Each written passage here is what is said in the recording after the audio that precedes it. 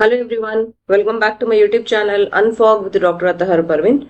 Friends, we were solving GPSTR 2022 question paper from PM method, that is a maths and science question paper, and we started with question number 1 which had a science part physics. From question number 1 till 9 there were all physics questions which we solved in the previous class. Now in this class we will try to solve the chemistry part from that science question paper only. So we'll start with the question number 10. So if you have not subscribed to our channel, subscribe right now, and also if you have not watched the previous class based on this question paper, then please watch that class also. And also if you have not joined our Telegram channel, you can join it. You will have the link in the description below this video. And make sure that you share these question paper answers with your friends also, because we are not just giving you answer keys in these classes. In fact, we are explaining everything in detail. We are also discussing the expected questions this time. Okay, so let us start with the first question of this class. It is the chemistry part. As I already told you, this is a 2022 PM method question paper. So the first question is, the successive members of homologous series of carbon compounds is differ by. So they have given 4 options here: CH3, CH, CH2, C2H5, and they are asking that what is the difference here. The successive members of homologous series of carbon compounds, difference they are asking. In the homologous series of carbon compounds, each next compound increases by 1 carbon atom and 2 hydrogen atoms. Okay, so what will be the difference then here? It will be CH2, because the next compound is increasing by 1 carbon atom and 2 hydrogen atoms. Here you can see, starting from methane, what is the difference between methane and ethane? You can see that 1 carbon atom and 2 hydrogen atoms are increased here when you come from methane to ethane. Like that only when you go from ethane to propane, again 1 carbon atom and 2 hydrogen atoms are increased when you compare from ethane. Right, again next if you go to butane, again 1 carbon atom and 2 hydrogen atoms are increased in the next part here. So the series goes on like this, right? Methane, ethane, propane, butane, and so on, right? So basically what will be the correct answer here? Option 3, CH2. Okay. Now let's move on towards next question. Question number 11. The valency of phosphorus in the compound phosphorus pentoxide P2O5 is. So they are asking us to find out the valency here. See, if you have to find the valency of phosphorus here in P2O5, you can use this simple formula. The valency of phosphorus will be equal to number of oxygen atoms into valency of oxygen by number of phosphorus atoms given here. Now this may find you little bit tough, right? So let me make it little general. See, you have to find valency of some unknown element. So here this will be equal to number of atoms of the other element into valency of that element by number of atoms of that unknown element. So this way you can find out the valency of the unknown element here. I will write and show you so that it will be easy for you. See, total valency of one element is equal to total valency of other element. This you should remember. See, you have P2O5, right? So here total valency of phosphorus will be balanced with total valency of oxygen. That's why we call this compound as a stable compound. That's why it is existing in fact, right? So the valency should be balanced here. So here for oxygen, you know that the valency will be equal to 2 only, right? For oxygen, valency will be 2. But how many atoms of oxygen are there here in P2O5? We have 5, right? So 5 atoms into the valency of 1 atom will give you 10. So this is the actual total valency of oxygen in P2O5. Right? This is for oxygen here. So what should be the valency of P2 then? To balance here, as I told you, to make it stable, P2 also should have valency of 10. But what is the question here? They are asking you the valency of only phosphorus in this compound. So you have to remove one P and say here, right? So for P2 it is 10, means for P it will be 5. What did you do? You did 10 by 2. So the valency of phosphorus here is option 1, 5. Right? So what we did here, we took total valency of oxygen, that is number of atoms which is 5 and valency of oxygen which is 2, divided by number of phosphorus here which is 2. Right? So this gave me valency of phosphorus. See, it takes time to explain. I am explaining you two different methods to find the valency here. You can take whatever is easy for you. Okay? This is not to trouble you. I am giving you this nice explanation in deeper way because whoever is watching this should be able to understand in any manner. Okay, so what are the two methods I told you here? One method is that I gave you this formula. Another method is that directly by knowing that the valency will be balanced in the given compound, directly without formula also you can calculate the valency. Okay, clear, right?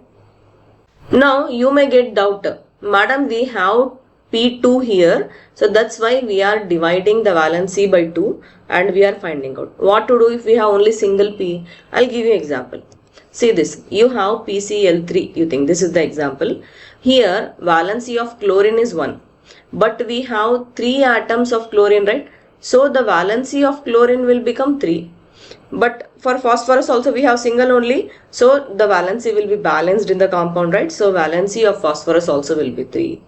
Okay, if you had P2, then you would divide. Anyway, the fractional valency does not exist. Valency is always a whole number. So in the fractional valency case, then that compound does not exist only. It is not stable at all. Okay. See another example, PCl5. Here also, the valency of chlorine is 1, but we have 5 atoms in chlorine here. So that's why 5 into 1. Valency will become 5 for chlorine also and for phosphorus also. Clear, right? Now let's move to next to question number 12. Lustrous non-metal is, and the 4 options are bromine, silver, phosphorus and iodine. So here you should be knowing that iodine is the one material which looks like a metal but it behaves like a non-metal. So you can say that iodine is the only non-metal which is having metal-like shine. We call it as a luster. Or we say that iodine is the lustrous non-metal. What about other 4 options here? Bromine, it is a liquid, it's not lustrous at all. Silver, of course it can shine but it is a metal. The question is lustrous non-metal we want, right? And phosphorus also does not shine. So here our correct answer will be option 4, iodine. Okay, clear, right? Next, question number 13. This is a very important question because it has calculations. The question is number of atoms present in 11 gram of carbon dioxide. So they are giving you the compound, that is CO2, and they are giving you the weight, that is 11 grams. But one thing you should remember is that whenever you are given mass and you are told to find the atoms, the number of atoms, you should convert mass into moles, then moles into number of molecules, then only you will get number of atoms, because this is how the chronology happens to be, right? Moles, then molecules, then atoms. Atoms make molecules, molecules make moles, and moles make mass. Okay, clear, right? Now they are giving us carbon dioxide, right? And they are giving 11 grams of carbon dioxide, right? So what will be the molar mass here? Molar mass of carbon dioxide will be equal to 1 carbon atom is there, right? Plus 2 oxygen atoms are there, right? So what is the atomic number of carbon? It is 12, right? What is the atomic number of oxygen? It is 16, right? So this will give us 44 units, right? I now found a molar mass. What is my next step? I have to find now moles, number of moles. This will be equal to How many grams of carbon dioxide is there? 11, right? Divided by molar mass, right? 44. So this will give me 1 by 4. So how many moles are there here in carbon dioxide? I have 1 by 4 moles, right? Now I can find out number of molecules. How do I find number of molecules? I will use the Avogadro's number, right? So for Avogadro number, I should know that its value is 6.022 into 10 to the 23. So 1 mole is equal to so many molecules. Then what will be 1 by 4 moles? 1 by 4 into 6.022 into 10 to the 23. Right. Now I found number of molecules also. Now I can easily find out number of atoms. So number of atoms. How many number of atoms are there in carbon dioxide? 3, right? 1 is carbon, 2 is oxygen, right? 3, right? So 3 times this number of molecules. So my answer will be equal to 3 by 4 into 6.022 into 10 to the 23 atoms. So my answer will be option 4. Here I am just trying to explain you in detail. You can do this mentally also. You should be knowing just the atomic number of carbon and atomic number of oxygen. Things you can do mentally also, but because I am teaching you, I am giving you the right procedure. Once you practice nicely, you will not take so much time to find the answer. Okay. Let's move to the next question. Question number 14. Acidic salt among the given compounds. They have given NH4Cl, KNO3, CH3COONA and NaCl. So here, just by seeing the options, I can understand that CH3COONA is an organic compound, right? And organic compound will be acidic if it release hydrogen. So here I am not finding any spare hydrogen at all. So I will remove option 3. So that is the elimination method I am using here. What about the rest 3 options? In KNO3, you have one strong acid and one strong base. If you combine one strong acid and a strong base, then the resultant salt will be neutral, right? So now this also gone. This was already gone and this is also gone. NaCl, it is already salt only, right? It is NaCl is salt. If it was acidic, then we would not use it in our kitchen so fluently, right? So that's why that is also gone. Now what is remaining? Option 1. That will be the correct answer here. Because here in NH4Cl, you have one HCl which is a strong acid, right? See, in NH4Cl, you have NH3 ammonia and you have HCl. Now this is a strong acid. So because of the presence of this HCl, this NH4Cl becomes a acidic salt. Okay. So this way you have to find out which is the correct option by just interpreting the given options. Okay. Next, question number 15. Mixture of iodine and sand is separated by the method of. See, when it comes to iodine, it is clearly sublimation only, but you should be knowing the other methods of filtration also and why are they actually used. Like we have option 1, filtration. Here actually this method is used to separate insoluble solids from liquids. For example, if you want to separate sand and water, the simple procedure of filtration is used.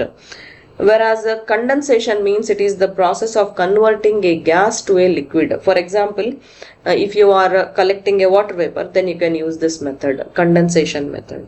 Then we have crystallization. Crystallization means you are obtaining solid crystals from a solution. Like you can say salt crystals. Okay, so that method is called crystallization. Whereas in sublimation, what is the uniqueness means here directly you are getting a gas from a solid. Okay, so the solid changes to a gas. Best example is iodine. So the correct answer here is sublimation. Okay, next question number 16. What type of reaction occurs when sulfuric acid reacts with potassium hydroxide? 4 options given here are neutralization, precipitation, displacement and oxidation. If you think little bit about the two compounds given here. One is sulfuric acid, another one is potassium hydroxide. So they are adding something to the acid here, sulfuric acid, right? They are adding something, that is potassium hydroxide, to the acid. It means that it should at least soothe the compound which is sulfuric acid here. So that way, if you think, even without much knowledge in chemistry and without much knowledge in types of reaction, you can give the correct answer here, that they are adding something to a acid, so they are trying to neutralize it. So here option 1, neutralization, is the correct answer. But if you go in a proper way with the real type of interpretation, see here, sulfuric acid is an acid, right? Potassium hydroxide is a base. So when acid and base react, they form salt and water, which we call as a neutralization reaction. Okay. What about other three reactions here? See, precipitation reaction means in that reaction, there is one, you can say, milky type thing happening in the reaction. There is no insoluble solid which is formed. Okay, some precipitate is formed there. Whereas in displacement reaction, as the name only indicates, there should be some element which is replacing another element. If you write the chemical reaction, you will understand this. And in oxidation reaction, there should be either loss or gain of electrons. So what you have to do now is try to write the reaction H2SO4 plus KOH. Okay, balance it and write the reaction. This is your assignment. When you write the reaction and balance it, you will understand that one sulfuric acid along with potassium hydroxide is giving you salt plus water. So whether you are getting this salt and water in the product part of the reaction or not, that you have to write in the comment section for me. Okay. Anyway, if you are a paid class aspirant, then we have solved all this already. You can also discuss in your paid class groups if you have any doubt. Okay. Next question. What is the chemical formula of aluminium sulfide? Options are AlS2, Al2S3, AlSO4 twice, AlSO3 twice.